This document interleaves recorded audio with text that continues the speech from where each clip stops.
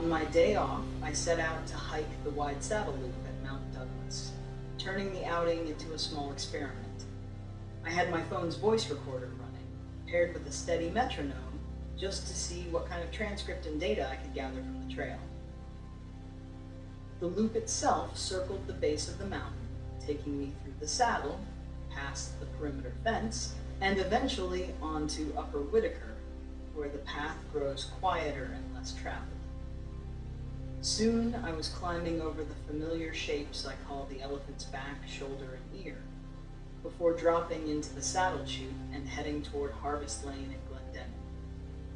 The pace stayed steady, about 11 minutes per kilometer, with my cadence between the 40s and 50s, and my heart rate climbing steadily into the 130s as the trail rose and fell.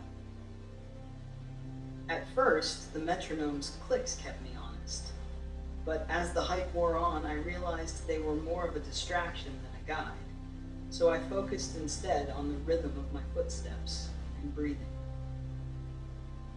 Along the way, I passed through quiet stretches of fern and shaded forest, meeting only a couple of other hikers before carrying on toward the open sections. By the time I reached the 5K mark, I had logged nearly an hour on the move and burned close to 478 calories. The hike gave me what I was after: steady aerobic work, a few pushes into higher effort on the climbs, and the satisfaction of covering more ground than I would have with a short run.